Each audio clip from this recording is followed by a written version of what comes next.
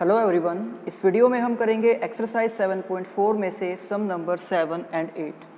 तो यहाँ पर सम नंबर 7 की स्टेटमेंट है, let a 4,2, b 6,5 and c 1,4 be the vertices of a triangle ABC। तो यानी कि हमें यहाँ पर एक ट्रायंगल ABC के सभी वर्टिसेस के कोऑर्डिनेट्स दिए गए हैं और हमें यहाँ पर फाइंड करना है the median from A meets BC at D, so find the coordinates of the point D।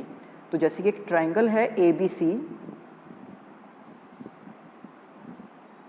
उसमें फिर कहा गया है कि पॉइंट A से BC के ऊपर एक मीडियन ड्रॉ की गई है जो BC को इंटरसेक्ट करती है पॉइंट D पर। तो हमें यहाँ पर इस पॉइंट D के कोऑर्डिनेट्स को फाइंड करना है। तो जैसे कि आप सभी को पता है कि जो मीडियन है वो अपोजिट साइड को मिड पॉइंट पर जाकर इंटरसेक्ट करती है, यानी कि जो पॉइंट D है वो BC का मिड पॉइंट होगा और हम मिड पॉइंट फॉर्मूला का यूज़ करके इस D पॉइंट के कोऑर्डिनेट्स को फाइंड करेंगे। तो यहाँ पर B और C के कोऑर्डिनेट्स हैं 6,5 एंड 1,4। तो सबसे पहले 6 + 1 divide by 2 and then 5 + 4 divide by 2। तो यहाँ पर 6 + 1 इज 7, तो 7/2 एंड 5 + 4 इज 9, तो 9/2। यानी कि फर्स्ट पार्ट में हमें उस पॉइंट D के कोऑर्डिनेट्स को फाइंड करने के लिए कहा गया था और हमने मिड पॉइंट फॉर्मूला का यूज़ करके उस D पॉइंट के कोऑर्डिनेट्स को फाइंड कर लिया है। अब इसके बाद सेकंड पार्ट में हमें कहा गया है find the coordinates of the point P on AD, यानी कि उस मीडियन के ऊपर एक पॉइंट P है जो उस मीडियन को 2:1 में डिवाइड करता है। तो उस पॉइंट P के कोऑर्डिनेट्स को भी हमें फाइंड आउट करना है। तो आप यहाँ पर देख सकते हो डायग्राम के अंदर कि ट्रायंगल ABC में हमने एक मीडियन ड्रॉ की है AD और इस मीडियन के ऊपर ये पॉइंट है P जो इस मीडियन को 2:1 में डिवाइड करता है। तो अभी हमने पॉइंट D के कोऑर्डिनेट्स को फाइंड किया था फर्स्ट पार्ट में और अब पॉइंट P के कोऑर्डिनेट्स को फाइंड करने के लिए हम यूज़ करेंगे सेक्शन फॉर्मूला को, जिसके लिए हमें 2 को मल्टीप्लाई करना होगा D पॉइंट के कोऑर्डिनेट्स के साथ एंड इस 1 को हम मल्टीप्लाई करेंगे A पॉइंट के कोऑर्डिनेट्स के साथ और तब हम सेक्शन फॉर्मूला का यूज़ करके पॉइंट P के कोऑर्डिनेट्स को फाइंड आउट कर सकते हैं। तो सबसे पहले हम 2 को मल्टीप्लाई करेंगे 7/2 के साथ एंड 1 को मल्टीप्लाई करेंगे 1/4 के साथ और डिवाइड में जो हमें रेशो दिया गया था 2:1 हम उन दोनों नंबर के सम को लिख देंगे, यानी कि 2 + 1। इसी तरह से उसके बाद हम 2 से मल्टीप्लाई करेंगे 9/2 को एंड 1 से मल्टीप्लाई करेंगे हम 2 को और उसके भी डिनोमिनेटर में हम लिख देंगे 2 + 1। तो जब इसको हम सोल्व करेंगे यहाँ 2 से 2 कैंसिल आउट हो जाएगा तो ये बचेगा 7, उसके बाद प्लस, तो 1 + 4 1 × 4 इज़ 4, तो 7 + 4 इज़ 11 और यहाँ पर डिनोमिनेटर में आ जाएगा 3, तो यानी कि हम इसको 11/3 लिख सकते हैं। इसी तरह से यहाँ पर 2 से ये 2 कैंसिल आउट हो जाएगा और हमारे पास बचेगा 9 एंड प्लस 1 × 2 जो कि 2 हो जाएगा, तो 9 + 2 इज़ अगेन 11, तो 11 डिवाइड बाय 3, यानी कि उस पॉइंट P के कोऑर्डिनेट्स हैं 11/3, 11/3। अब इसके बाद थर्ड पार्ट में हमें फाइंड आउट करना है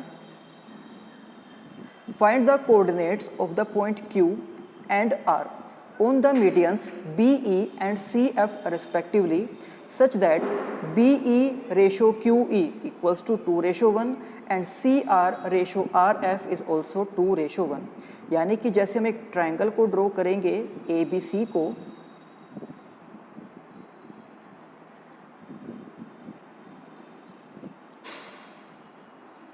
तो हमें पॉइंट B से एक मीडियन ड्रॉ करनी है जिसका नाम होगा BE। तो इसका मतलब सबसे पहले तो हम इस पॉइंट E के कोऑर्डिनेट्स को फाइंड करेंगे और ये पॉइंट E AC का मिड पॉइंट हो जाएगा। उसके बाद BE के ऊपर एक पॉइंट हमें मार्क करना है पॉइंट Q जो इस मीडियन को 2:1 में डिवाइड करता है और फिर सेक्शन फॉर्मूला का यूज़ करते हुए हम 2 से मल्टीप्लाई करेंगे E पॉइंट के कोऑर्डिनेट्स को और 1 से हम मल्टीप्लाई करेंगे B पॉइंट के कोऑर्डिनेट्स को और तब हम उस पॉइंट Q के कोऑर्डिनेट्स को फाइंड आउट करेंगे। इसी तरह से फिर अगेन हमें उस ट्रायंगल के अंदर पॉइंट C से एक मीडियन को ड्रॉ करना है जिसका नाम हो जाएगा CF, यानी कि इस बार ये जो पॉइंट F है वो AB का मिड पॉइंट होगा। तो मिड पॉइंट फॉर्मूला का यूज़ करके हम पहले पॉइंट F के कोऑर्डिनेट्स को फाइंड करेंगे और उसके बाद हमें इस मीडियन के ऊपर एक पॉइंट मार्क करना है R और ये r इस मीडियन को भी 2:1 में डिवाइड करता है। तो अब r पॉइंट के कोऑर्डिनेट्स निकालने के लिए हम 1 से मल्टीप्लाई करेंगे c को और इस 2 से मल्टीप्लाई करेंगे f को, और तब हम इस पॉइंट r के कोऑर्डिनेट्स को फाइंड करेंगे। यानी कि जिस तरह से हमने सेकंड पार्ट में पॉइंट P के कोऑर्डिनेट को फाइंड आउट किया है, सेम इसी तरह से हम थर्ड पार्ट के लिए point Q and point R के कोऑर्डिनेट्स को फाइंड आउट करेंगे। तो आप यहाँ पर देख सकते हो कि थर्ड पार्ट के अंदर सबसे पहले हम उस मिड पॉइंट के कोऑर्डिनेट्स को फाइंड करेंगे, क्योंकि ट्राइंगल ABC के अंदर B से एक मीडियन ड्रॉ की गई है BE, दैट मीन्स A जो है वो AC का मिड पॉइंट होगा। तो मिड पॉइंट फॉर्मूला का यूज़ करते हुए हमने यहाँ पर E पॉइंट के कोऑर्डिनेट्स को फाइंड कर दिया है। अब इसी मीडियन के ऊपर हम एक पॉइंट मार्क करेंगे Q, जो इस मीडियन को 2:1 में डिवाइड कर रही है। तो अब सेक्शन फॉर्मूला का हमने यूज़ किया और ये Q पॉइंट के कोऑर्डिनेट्स को हम फाइंड कर रहे हैं, जिसके कोऑर्डिनेट्स हैं 11/3, 11/3। एंड सेम यही प्रोसेस अब हमें फिर से रिपीट करनी होगी मीडियन CF के लिए। आप देख सकते हो कि एक ट्राइंगल के अंदर अगर इसका नाम है ABC और इस बार अगर हम पॉइंट C से एक मीडियन ड्रॉ करते हैं CF, यानी कि ये जो पॉइंट F होगा, ये पॉइंट F उस AB का मिड पॉइंट हो जाएगा। तो मिड पॉइंट फॉर्मूला का यूज़ करके हमने इस पॉइंट के कोऑर्डिनेट्स को फाइंड कर लिया है। नाउ इसके ऊपर एक पॉइंट हमें मार्क करना है, पॉइंट R, और ये पॉइंट R इस मीडियन को 2:1 में डिवाइड कर रहा है। यानी कि फिर से अब हमें यहाँ पर सेक्शन फॉर्मूला का यूज़ करते हुए अब हम इस पॉइंट R के कोऑर्डिनेट्स को फाइंड करेंगे, और अब इस R पॉइंट के कोऑर्डिनेट्स हैं 11/3, 11/3। यानी कि उन तीनों मीडियंस पर जो पॉइंट्स मार्क किए गए थे, point P, point Q and point R, उन तीनों के कोऑर्डिनेट्स सेम ही आए हैं 11/3, 11/3। अगेन Q पॉइंट के भी सेम यही कोऑर्डिनेट्स हैं एंड पॉइंट R के भी सेम यही कोऑर्डिनेट्स हैं। तो इसका मतलब है कि हम ये कह सकते हैं कि किसी भी ट्राइंगल के अंदर जो तीनों मीडियंस होती हैं वो एक ही कॉमन पॉइंट पर एक दूसरे को इंटरसेक्ट करती हैं। तो हमसे फोर्थ पार्ट में पूछा गया है व्हाट डू यू ऑब्जर्व, तो इसका आंसर हम यहाँ पर लिख सकते हैं, it can be observed that the coordinates of point P, Q and R are the same. Therefore, all these are representing the same point on the plane, i.e. the centroid of the triangle. इसका मतलब ये है कि वो जो common point जहाँ पर वो तीनों मीडियन एक दूसरे को इंटरसेक्ट कर रही हैं, उस कॉमन पॉइंट को हम बोलते हैं सेंट्रोइड। किसी भी ट्राइंगल के अंदर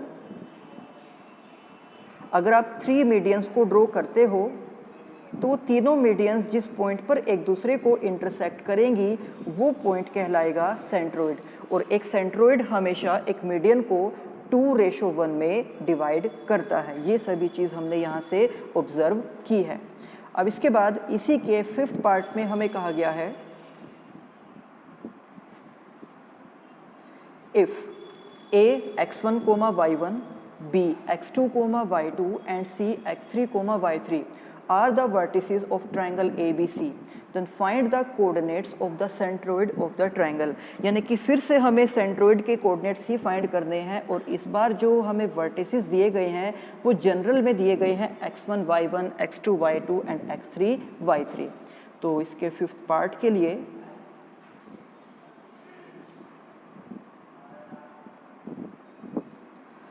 अगर हम यहाँ पर एक ट्राइंगल को ड्रॉ करते हैं,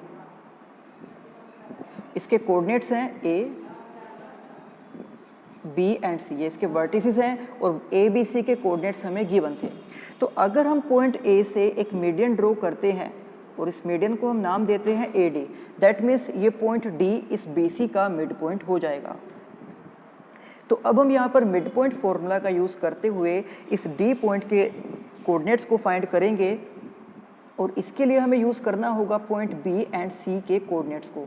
तो x2 + x3/2 and y2 + y3/2। तो इस तरह से ये D पॉइंट के कोऑर्डिनेट्स हमारे पास आ गए हैं। अब इसी मीडियन AD के ऊपर हम एक पॉइंट को मार्क करेंगे जिसको नाम दिया गया है पॉइंट O।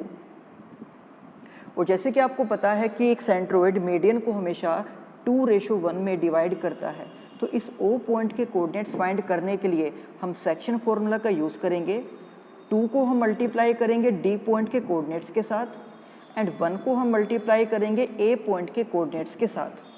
तो इस तरह से हम यहाँ पर लिख सकते हैं कि point O divides the side AD in a ratio 2:1, यानी कि जो उस ट्राइंगल के अंदर मीडियन ड्रॉ की गई थी AD, वहाँ पर A पॉइंट के कोऑर्डिनेट हमें गिवन थे x1, y1 और D पॉइंट के कोऑर्डिनेट्स हमने खुद से फाइंड किए थे जो थे x2 + x3/2 and y2 + y3/2। और उस मीडियन के ऊपर जो हमने पॉइंट लेट किया है O, वो उस मीडियन को 2:1 में डिवाइड करता है। तो हमें यहाँ पर 2 को मल्टीप्लाई करना होगा D पॉइंट के कोऑर्डिनेट्स के साथ। आप देख सकते हो कि जो D पॉइंट के कोऑर्डिनेट्स हैं हमने उनको 2 से मल्टीप्लाई किया और 1 से हमें मल्टीप्लाई करना होगा x पॉइंट के कोऑर्डिनेट को, यानी कि 1 से हमें x1 को और y1 को मल्टीप्लाई करना होगा। और इन दोनों के डिनोमिनेटर्स में हम लिखेंगे 2:1, यानी कि इन दोनों नंबर्स का सम, तो ये हो जाएगा 2 + 1।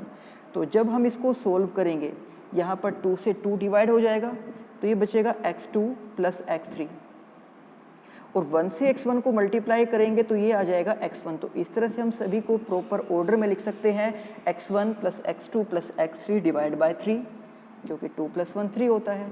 इसी तरह से यहाँ पर 2 से ये 2 डिवाइड हो जाएगा तो बचेगा y2 + y3 एंड 1 से जब हम y1 को मल्टीप्लाई करेंगे तो ये आ जाएगा y1 और इनको भी एक प्रॉपर ऑर्डर में हम अरेंज कर देंगे y1 + y2 + y3 और इसके डिवाइड में भी यहाँ पर 2 + 1 यानी कि 3। तो जब हमें एक सेंट्रोइड के कोऑर्डिनेट्स को फाइंड करना है तो हम वहाँ पर इस फॉर्मूले को भी यूज़ कर सकते हैं। तो ये हो जाएगा उस सेंट्रोइड के कोऑर्डिनेट्स जो हमें इस 5th पार्ट के अंदर फाइंड आउट करने थे। अब इसके बाद क्वेश्चन नंबर 8, तो उसकी स्टेटमेंट हमें दी गई है ABCD is a rectangle formed by the points A, B, C and D। तो एक रेक्टेंगल के सभी वर्टिसेस के कोऑर्डिनेट्स हमें दिए गए हैं। फिर आगे हमें कहा गया है कि P, Q, R and S are the mid points of AB, BC and CD।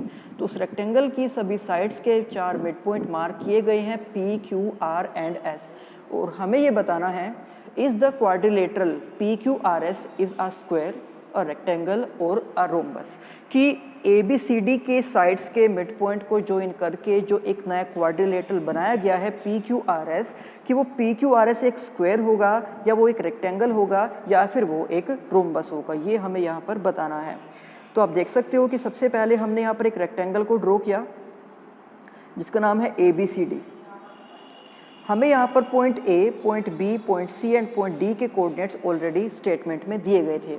फिर हमने इसकी सभी साइड्स के मिड पॉइंट को मार्क किया point P, point Q, point R and point S।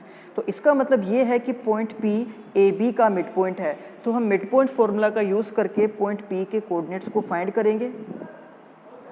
P is the mid point of the side AB, therefore the coordinates of P are -1, 3/2 और उसको हम यहाँ पर अपने डायग्राम में लिख देंगे। इसी तरह से जो पॉइंट Q है, आप यहाँ पर देख सकते हो कि पॉइंट Q BC का मिड पॉइंट है, तो अगेन हम BC के मिड पॉइंट को फाइंड करके यहाँ पर लिख देंगे 2, 4। जो पॉइंट R है वो CD का मिड पॉइंट होगा, तो मिड पॉइंट फॉर्मूला से ही इसको भी फाइंड करेंगे।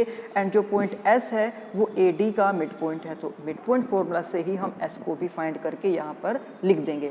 तो यानी कि अब हमने मिड पॉइंट फॉर्मूला का यूज़ करके point P, point Q and point R और पॉइंट S के कोऑर्डिनेट्स को फाइंड कर लिया है और अब हमें ये बताना है कि ये क्वाड्रिलेटरल किस टाइप का क्वाड्रिलेटरल है, स्क्वायर, रेक्टेंगल या फिर एक रोम्बस।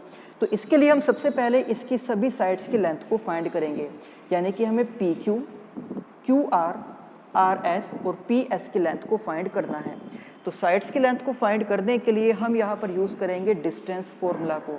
तो P और Q के बीच की जो डिस्टेंस होगी वो साइड PQ की लेंथ हो जाएगी।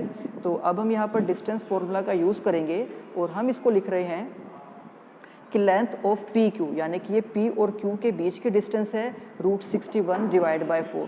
इसी तरह से Q एंड R के बीच की डिस्टेंस भी √61/4, R एंड S के बीच की डिस्टेंस भी सेम यही है और S एंड P के बीच की डिस्टेंस भी सेम यही है। और इन चारों को फाइंड करने के लिए हमने डिस्टेंस फॉर्मूला का ही यूज़ किया है। तो हम ये देख सकते हैं कि इसकी सभी साइड्स इक्वल है, और अगर इसकी सभी साइड्स इक्वल है दैट मीन्स ये स्क्वायर या फिर रोम्बस हो सकता है।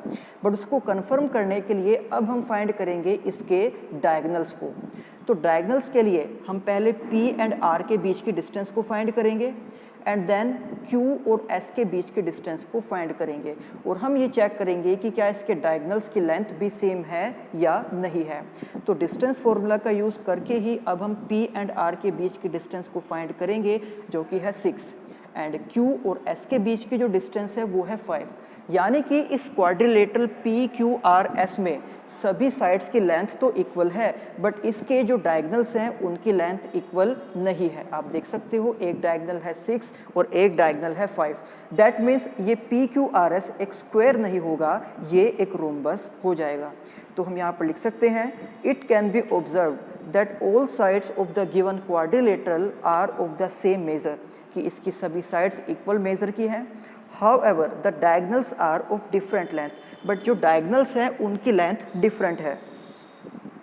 Therefore, PQRS is a rhombus, तो यानी कि PQRS इसमें एक रोम्बस है, और यही हमें फाइंड करना था। तो ये थे एक्सरसाइज 7.4 के सम नंबर 7 एंड 8, और इसी के साथ हमने अपने चैप्टर नंबर 7 को कंप्लीट कर लिया है। अब इसके बाद नेक्स्ट वीडियो में हम स्टार्ट करेंगे चैप्टर नंबर 8 को। तब तक आप इस चैप्टर की अच्छे से प्रैक्टिस करना। तो मिलते हैं आपसे नेक्स्ट वीडियो में। Thank you.